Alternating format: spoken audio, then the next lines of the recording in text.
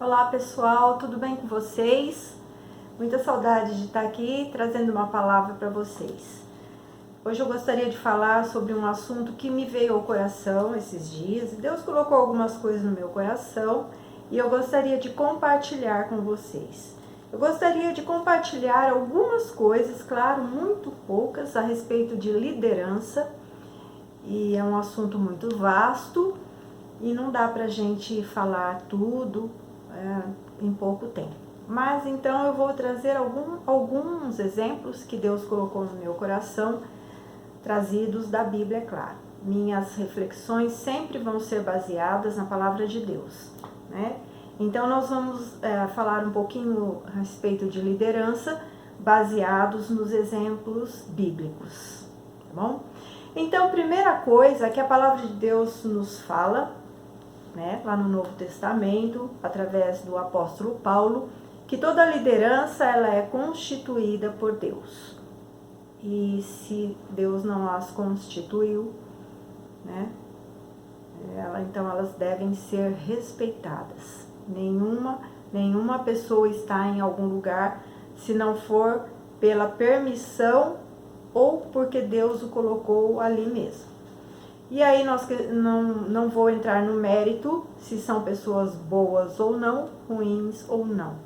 Deus tem os seus propósitos em tudo, ok? Até mesmo para uma liderança que não é do nosso agrado, nós temos que nos submeter, porque assim diz a palavra de Deus, né? Obedecermos aos nossos superiores, tá bom? Esse é um princípio bíblico. Se você aceita ou não, aí cada um é pessoal. Então, se nós não nos agradamos, nós temos então que buscar a Deus, orar e clamar a Ele para que Ele possa mudar toda e qualquer situação. Bom, mas eu queria usar como o primeiro exemplo um grande líder da Bíblia. Eu acho que depois de Jesus, porque ninguém supera Jesus em nada, né? Eu creio que depois de Jesus, ele é o maior líder que a Escritura já mostrou, né? E essa pessoa que eu estou falando é de Moisés. Moisés, todos vocês que conhecem a história dele, eu não vou detalhar, mas apenas mencionar algumas situações que ele passou. Bom, primeiro nós temos que avaliar que Moisés ele liderou milhões de pessoas por um deserto. E até então eu nunca ouvi falar de outro líder que tenha feito tal coisa. E principalmente durante 40 anos, num deserto, andando, né? Andando num deserto e enfrentando.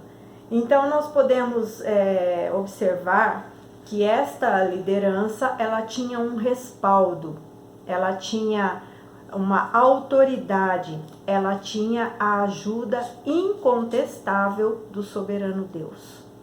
Não seria possível esta experiência se não fosse pela soberania de Deus, se não fosse pelo poder sobrenatural, a ação divina nesta história. Então, nós vemos que Deus escolhe um homem, né, que está ali na sua história, na sua vida, e o levanta desde o seu nascimento, já tem um propósito. Quem conhece a história vai saber.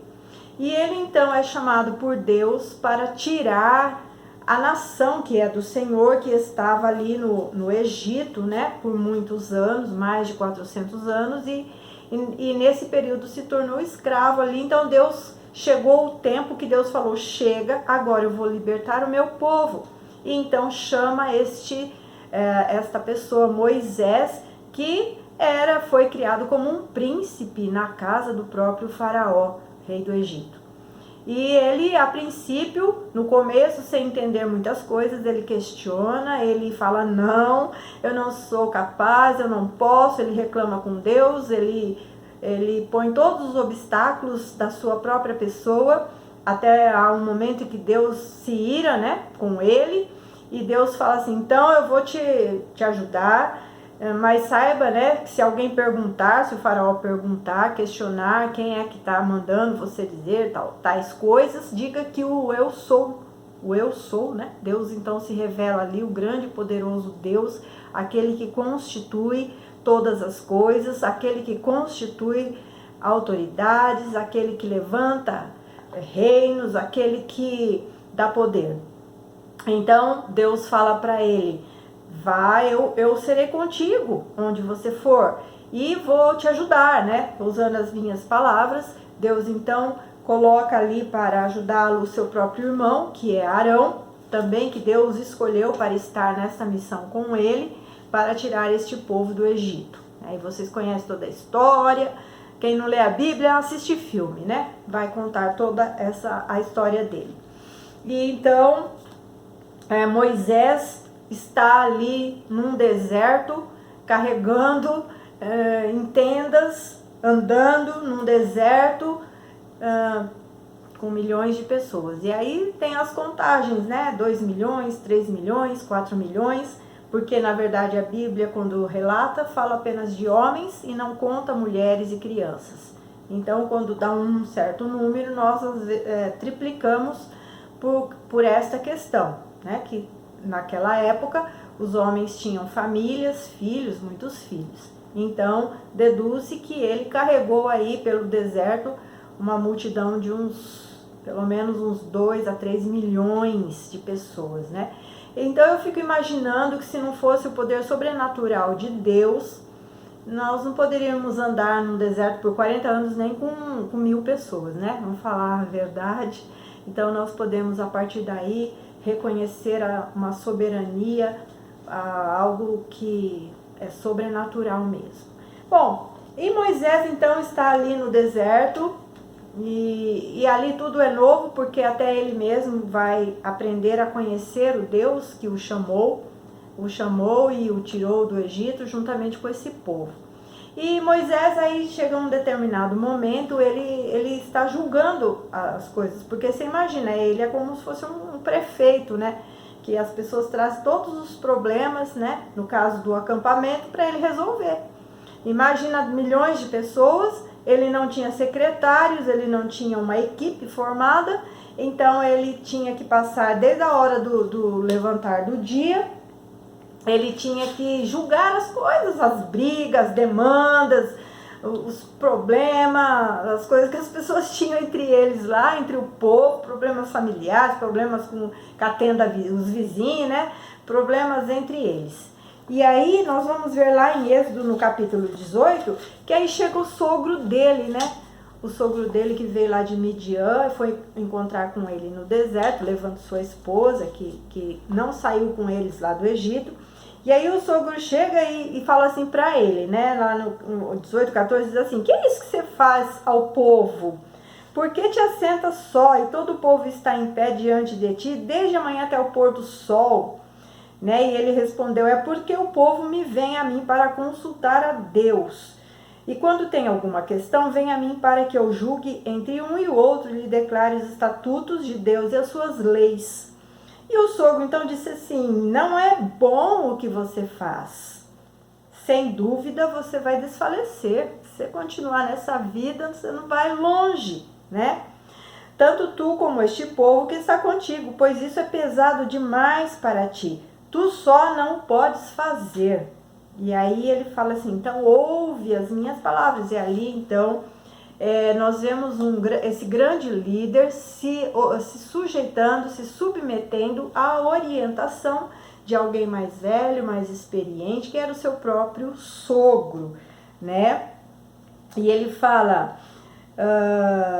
deixa eu ver aqui, ele diz assim no 21, né, ele fala assim: procura dentre o povo homens capazes, tementes a Deus, homens de verdade, que aborreçam a avareza, põe-nos sobre eles por chefes de 1000, chefes de 100 e chefes de 50 e chefes de 10. Ali então a equipe estava formada. Então, primeira coisa, primeiro conselho para o líder: Escolha pessoas que temem a Deus, pessoas honestas, pessoas que vão julgar as causas de maneira correta, coerente, sem parcialidade.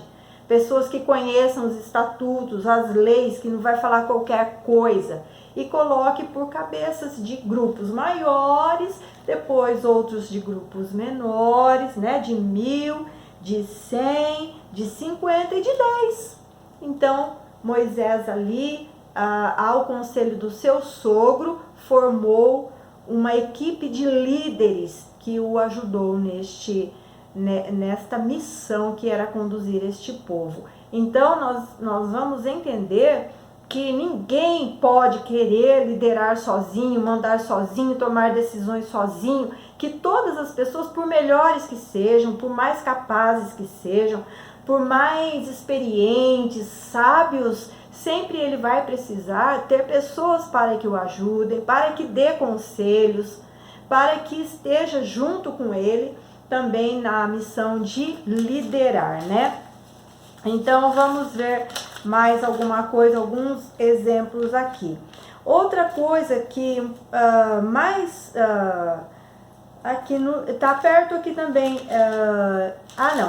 no Números 17, né? Porque a história se repete lá no livro de Números, então está acontecendo lá no livro de Números, no capítulo 17, onde o povo começa a questionar a liderança, a atuação de Arão, né? Como sumo sacerdote, como líder também ali, né? Porque eles, então, ali todo mundo quer mandar ali, começa a rebelião, já teve outras rebeliões, Deus já castiga o povo, e porque Deus não tolera rebelião,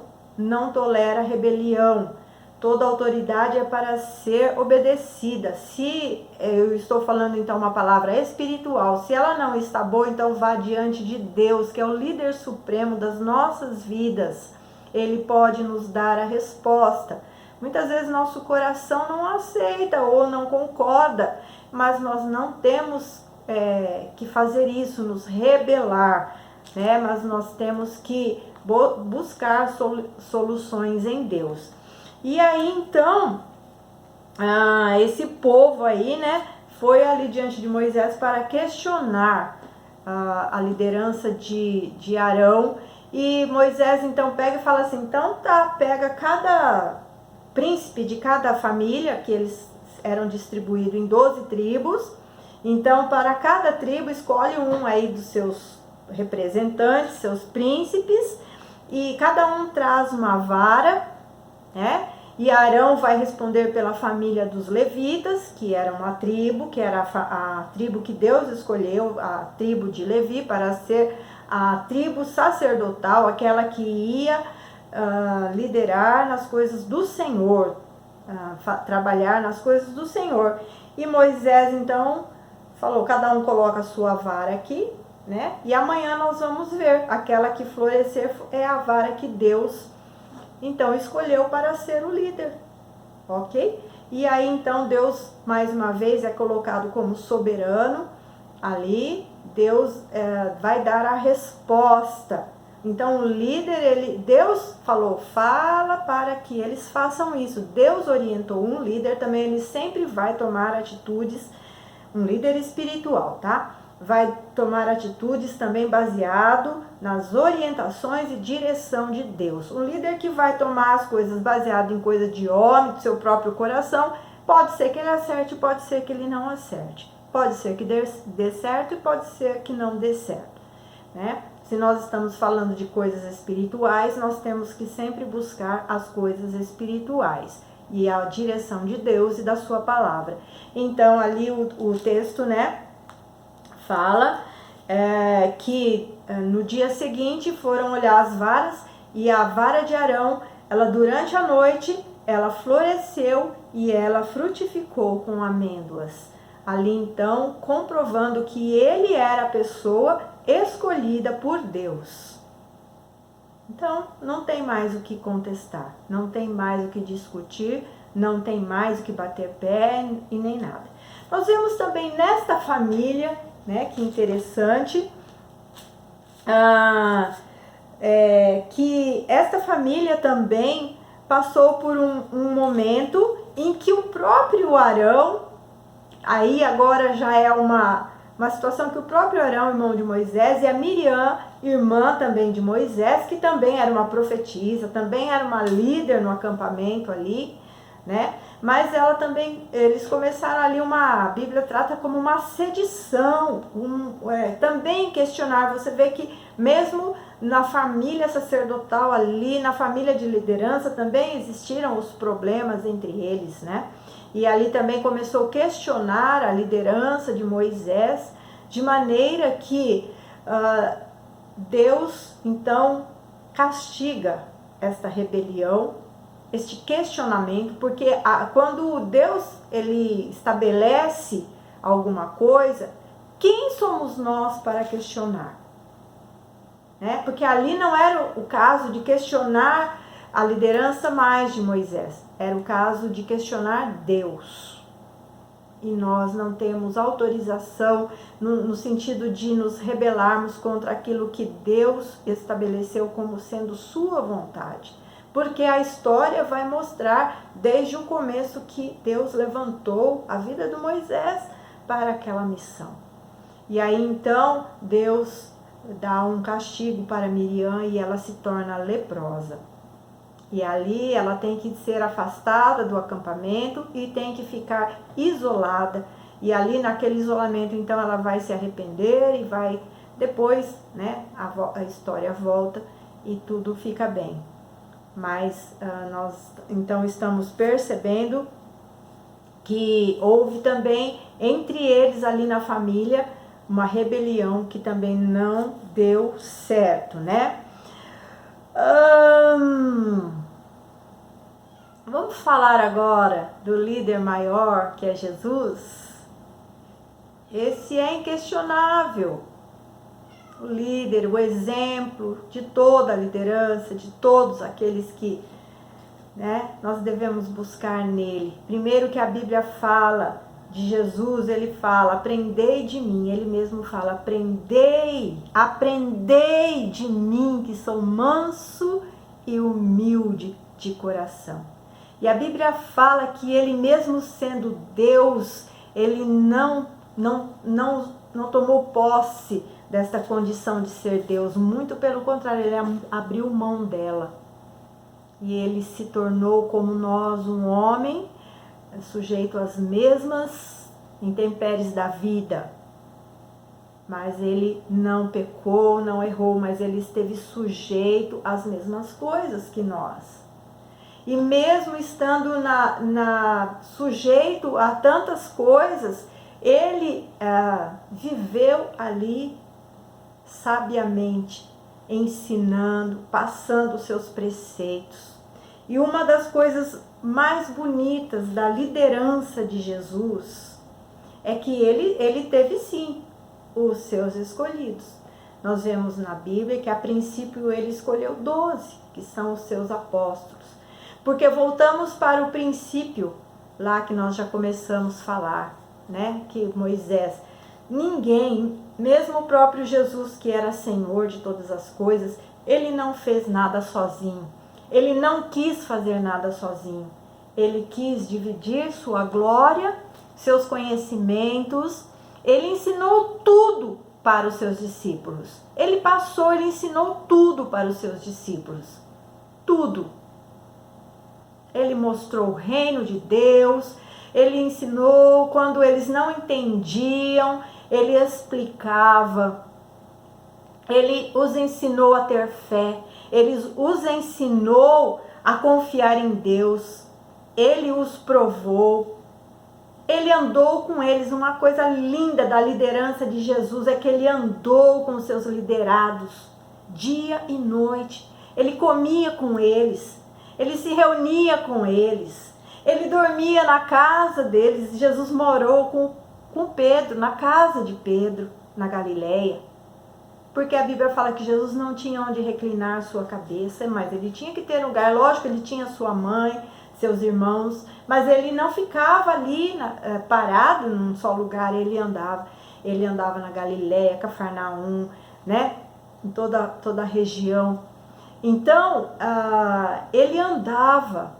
Ele não era um líder que se colocava acima das pessoas, se colocava ali, eu sou melhor, não vou me misturar, imagina que eu vou me misturar. Não. Aprendei de mim, que sou manso, humilde de coração. É isso que ele ensinou para os seus liderados.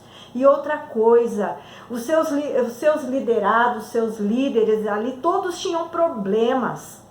Enquanto andavam com o mestre, mesmo aprendendo, todos tinham problemas. Revelaram problemas porque eram homens comuns, pescadores, homens simples, coletores de impostos, homens que vieram de vários setores ali, a maioria pescador, homem simples, de viver simples, pecadores como nós. Mas Jesus esteve com eles até o fim. Os ensinou quando eles erraram, os confrontou quando foi necessário, os repreendeu quando foi preciso, mas não deixou de amá-los, não os abandonou, e até mesmo para Judas, que o traiu na noite que ele foi traído. Judas sentou à mesa e comeu o pão com ele. Ele já sabia, mas ele comeu pão.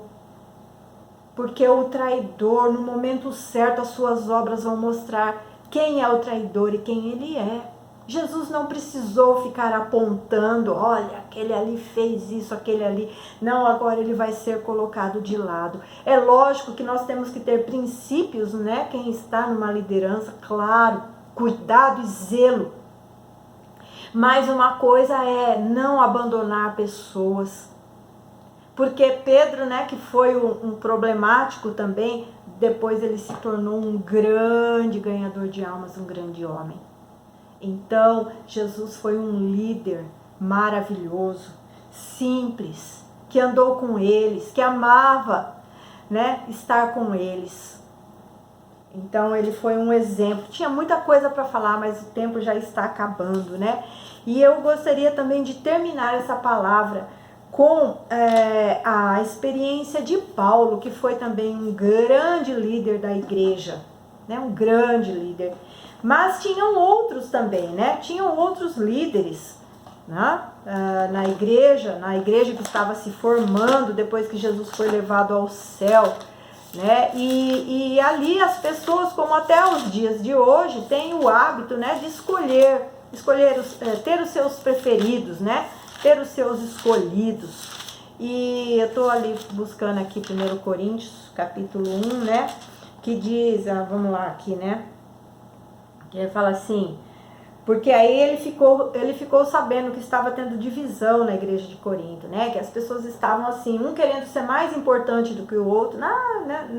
Não tem nada disso não na igreja, né? Imagina, não existe isso, né? Sempre foi assim e vai ser, né? Infelizmente. Então, um falava assim, eu sou de Paulo, eu sou eu sou seguidor do Apolo, né? Hoje tem os seguidores, né, de homens, né? E aí uns falavam assim, não, eu sou do Paulo é mais importante. Não, eu sou do Apolo. Não, eu sou de Cefas. Cefas é o Pedro, né? Que também já estava bem notório quem ele era, né? E aí os que queriam então ser melhor do melhor, falavam assim, não, eu sou seguidor de Cristo. Mas não falava com humildade, mas querendo assim, não, então se vocês são de Pedro, de Apolo, de Paulo, eu sou de Cristo. Não, querendo, então, eu estou melhor do que vocês, né? E aí Paulo então fala assim para as pessoas, acaso Cristo está dividido? Foi Paulo crucificado em favor de vós? Ou fostes porventura batizados em nome de Paulo? Não, foram batizados no nome de Jesus, para que ninguém diga que fostes batizados em meu nome. Ele mesmo está falando isso, né? E aí ele fala, né? Porque não me enviou Cristo para batizar. Ele está tratando ali, né, a importância, mas para pregar o evangelho, não com sabedoria de palavras, para que não anule a cruz de Cristo. Então, nós não estamos seguindo homens, nós estamos seguindo ao Senhor. E nós, através das autoridades, nós vamos seguir. Se alguém nos querer, através da sua autoridade, desviar dos caminhos de Cristo, você tem a liberdade, então, de falar, já deu. Né? Mas nós temos, então, que entender os princípios. Deus é a autoridade maior. E mesmo quem é autoridade tem que atender também os princípios de autoridade. Nós delegamos autoridades. Então existem sempre hierarquias. E não é porque eu estou em cima aqui, o que está numa hierarquia abaixo, eu tenho que pisar em cima dele. Porque ele é autoridade naquilo que ele foi colocado. São princípios. Né? E meu tempo está acabando e eu vou encerrar por aqui. Eu espero que Deus possa ter falado alguma coisinha para você. Nós teríamos bastante coisa para falar, mas eu vou ficar por aqui. Que Deus abençoe sua vida, que o Senhor Jesus possa conduzir a sua vida, os seus passos e te dar sabedoria em tudo. E naquilo que talvez seja difícil, que hoje em dia nós vivemos num mundo difícil. Que o Senhor possa nos conduzir, nos dar livramento, se for o caso, nos conduzir em tudo, em triunfo, por amor do seu nome. Em nome de Jesus, Deus abençoe sua vida e que você cresça cada dia mais no conhecimento do Senhor Jesus. Amém.